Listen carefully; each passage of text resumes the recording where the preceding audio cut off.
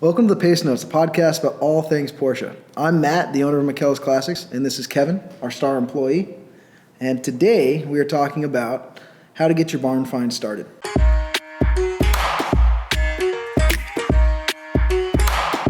Kevin, how often is it that we find a customer brings us a car that has been sitting for 20 or 30 years?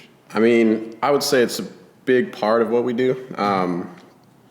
Since they are classic cars, a lot of people have these things in their garages or or they inherit it from their parents or something. And they haven't ran in a really long time. And since, now they're of value, people want to get them back on the road. So just like this one right behind us. Exactly. So this one, the story about this one behind us is it's a 73 911T, and we got a call from the owner's son, who I think probably somewhere in his 20s, and he wanted to get the car running for his mom. She used to drive it all the time. She bought it when she said, I think 16 is what she said? Yeah, 16 or 20 or something like that. And it's just been sitting since like 1997. So he called us, wanted our help, and basically we told him kind of our process of what to do when we get these kind of cars. So the starting point we would do is the engine. We want to make sure that we can get the engine started on these cars before we put a bunch of money into the suspension or something like that, and then find out that they have to rebuild the engine for $20,000 or $30,000, and they don't want to do that. So with this car, we brought it in, and So what began with this is the owner of this reached out to us about a year ago and wanted to DIY a lot of it. So he bought a bunch of parts from us, and he was trying to get this thing started on his own. He got it to a point where he couldn't go any farther by himself, so he decided to bring it in about a week ago at this point. So what he did is he replaced the gas tank first and a couple other little things. So when we got it in here, we decided to, like you were saying, to see if the engine's going to be good on it, because there's no point in going and checking everything else out if the engine's not going to go anywhere. So in this particular car is a mechanical fuel injection. Yeah. And a lot of the mechanical fuel injection cars, like this other one we have next to us, don't know if it's in the screen, but you get them in here, and if they sat for a long period of time, a lot of the times the MFI pump gets stuck. And in that case, you send it out, and usually if you send it out, it's at least going to take you like 3 months to get it back, because those places, there's only like 3 places that do it, and they take forever because they've got a ton of them there. So in this case, it was one of those rare cases where it's been sitting since 1997, 20-some, what is that, 20 or 30? 22 years. 22 years. And they were very lucky. It started running, and it actually runs really well. So, for a car like this is a 73. Let's say if you're dealing with a 69 or a 70 or 71, you're going to deal with more carburetors or MFI. We shouldn't go down that road because it'll take us forever.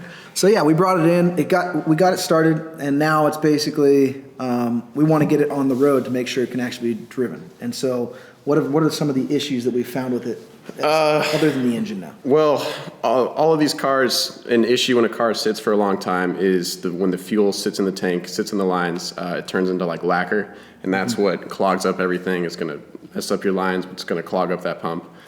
So the first thing we did is you go through and you change all the fuel lines, make sure that you can actually get fuel into the car. So that's a constant problem across all these cars that sit. The next thing that was on this was when it first got dropped off the tow truck, we couldn't even roll it into the shop because the brakes were seized all the way around. And sitting cars, that's another common problem with that. So brakes are important. Yeah, and when your car, it doesn't matter if the car is running and driving, if you can't stop, if your brakes don't work, there's no point in doing all the work to it.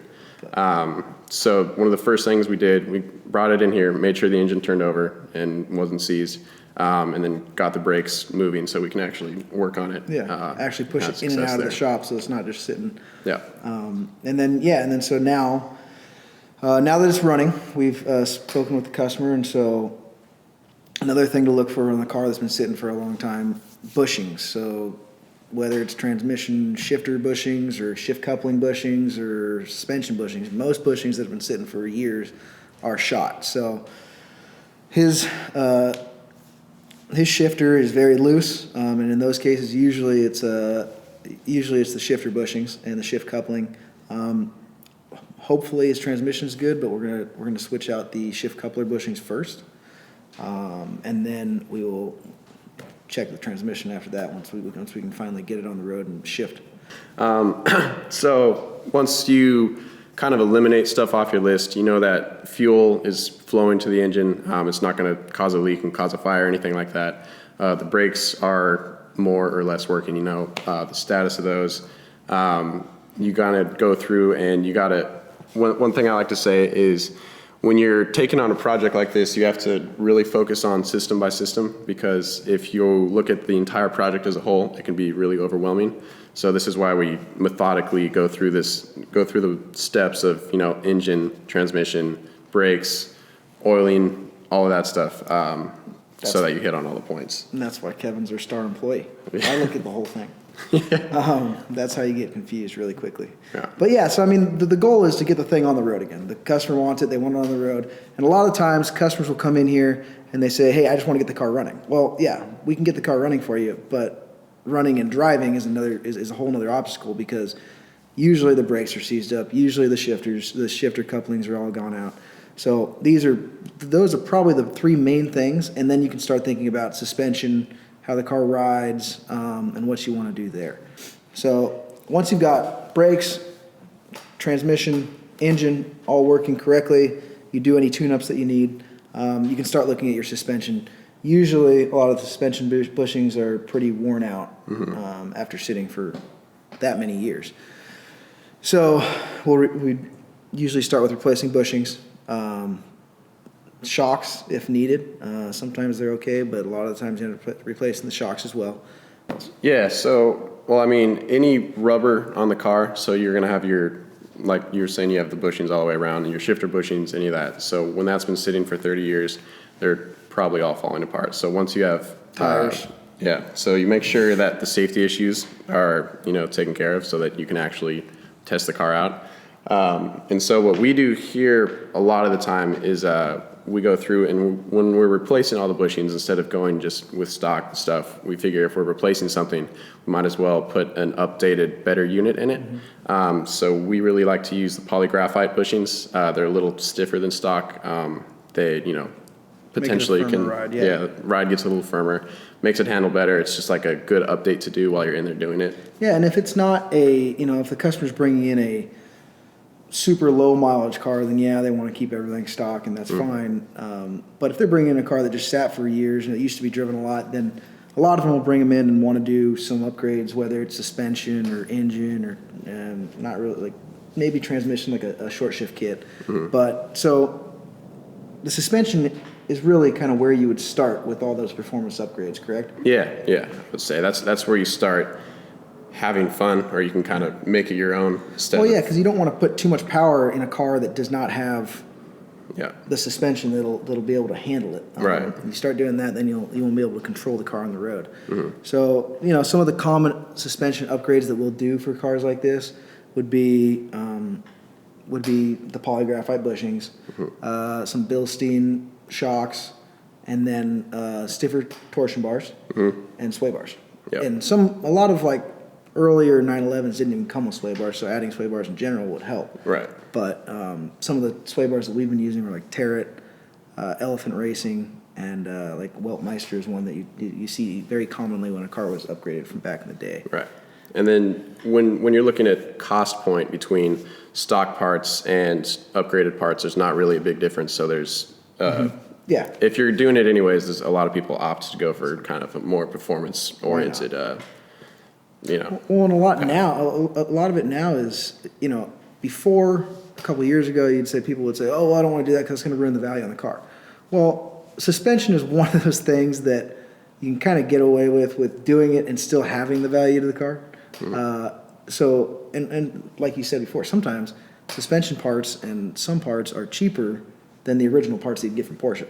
Right. So it's like, why would you not do that? And then, Yeah, so suspension is always a good place to start because if you put too much power in the car, don't have the handling for it, you could be in trouble. Right. And it's also one of the most bang for your buck kind of things you can do to the car. So instead of going in and getting your motor built, spending, tens of thousands of dollars doing something like that, the suspension, you're going to get a lot of value. You're really going to be able to feel it, because as you're driving on the road, you're really going to notice it in the drivability of the car. And it's something immediate too. It's not something you really have to wait on. We had that one customer that came in with a 912. I mean, the engine was decent, but he came with a 912 and the bushings were all blown out. And he'd been driving it for a while like that. And we did bushings, shocks. I don't even think we did. Did we do sway bars? It didn't have sway bars, so we put sway bars on it. We added sway bars on it, and the guy was so excited about that just because it just makes the whole ride feel better. Yeah. You drive some of these cars that the bushings are blown out, and you make a turn and the car's just half of it's up in the air. So suspension makes a big difference on these cars. Yeah, and for this car specifically, the owner of it is an enthusiast driver, it seems. So when we get everything dialed, like what we were talking about earlier, when it's like running and driving and everything like that, she's probably definitely going to go down the road of performance upgrades and go have fun with it somewhere in the mountains. She said she used to race or something, right? Yeah, she's something like that. Yeah, she's all about it. It's suspension's huge, and will make a huge difference for a customer. And it's something that even when I got into this, I didn't even think suspension would make that big of a difference. It was like the last thing I thought about. Oh, bigger engine, make sure the transmission shifts good, and suspension, just put whatever's on there. Yeah. But once we started kind of messing around with that, it's just a game changer. Right, because everyone wants to go fast, and it's easy to kind of get lost down the rabbit hole of, make more power, go, be able to beat anybody on the road. But when you have a good handling car and everything is, tight and there's no sloppiness in there, that is really what's going to make you go faster and make you a better driver and everything. So that's a priority once all the basics are taken care of. If you find yourself in a position where you have a car like this and you want to continue a project, you want to start a project, it can seem like a daunting task to go about and get this car back on the road. And you're not sure if you want to DIY it, if you want to take it to a shop, if you're not sure what to do. I would like you to give us a call because we can point you in the right direction, and we can, give you an idea of the best way to go about finishing your project and getting this car driving again. And that's all we do here is we specialize in these old cars, and we've seen every car on every part of the spectrum, from the most beat up, barn fine, rusty car to the highest class Concours car. And we're confident in all aspects of that. So if you find yourself in a position where you either have a project, you want to continue a project, you want to start a project, you want a car, anything Porsche related, give us a call, go on our website, MakelloSClassics.com, and we'll help you out. This has been the Pacenotes, podcast about all things Porsche. Subscribe below. Thank you for joining us.